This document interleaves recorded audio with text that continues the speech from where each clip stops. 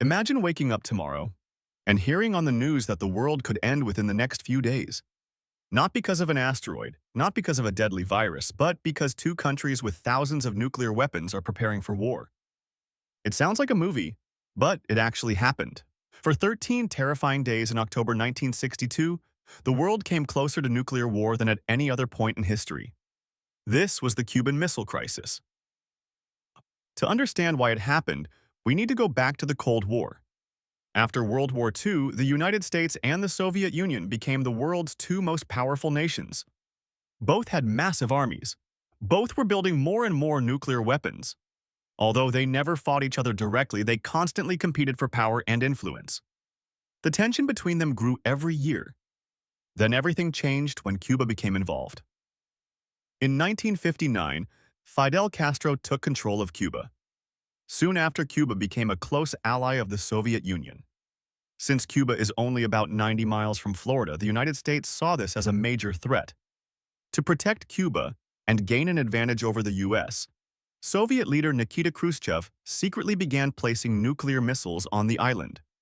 These missiles could reach many major American cities in just a few minutes, but the United States didn't know they were there. At least, not yet.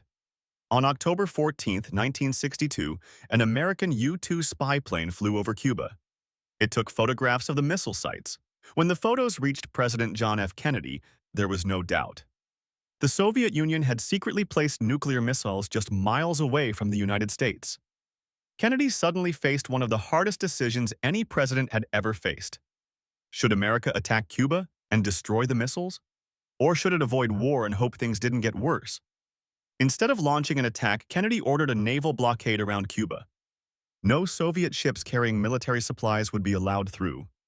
If they refused to stop, war could begin. For several days, the entire world watched nervously. Soviet ships continued sailing toward the blockade. American warships waited. If either side fired the first shot, millions of lives could be at risk. At the last moment, several Soviet ships slowed down and turned around. For a brief moment, it seemed like the crisis might be ending. But then things became even more dangerous. An American spy plane was shot down over Cuba, killing its pilot. Many military leaders wanted the United States to strike back immediately. At nearly the same time, American ships located a Soviet submarine hidden beneath the ocean.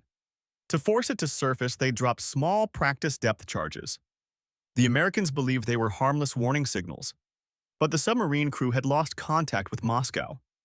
They believed nuclear war may have already started. What the Americans didn't know was that the submarine carried a nuclear torpedo. The captain wanted to launch it. If he had, the United States almost certainly would have responded with nuclear weapons. World War III could have begun. Fortunately, one officer named Vasily Arkhipov refused to approve the launch. Because of his decision, the torpedo was never fired. Many historians believe that one man may have helped save the world. Finally, after nearly 2 weeks of fear, the two countries reached an agreement. The Soviet Union agreed to remove its missiles from Cuba. In return, the United States promised not to invade Cuba and secretly agreed to remove older missiles from Turkey. The crisis was finally over. The world had survived. The Cuban Missile Crisis changed history forever. Both countries realized just how close they had come to destroying civilization. Soon afterward, they created a direct hotline between Washington and Moscow so their leaders could communicate immediately during future emergencies. New agreements were also made to reduce the risk of nuclear war. Even today, historians still consider these 13 days the closest humanity has ever come to global nuclear disaster. It's a reminder that history isn't always shaped by giant battles. Sometimes it's shaped by a single conversation, a single decision, or one person choosing asterisk, asterisk, not asterisk, asterisk, to press a button. And that's why these 13 days remain the most dangerous days in human history.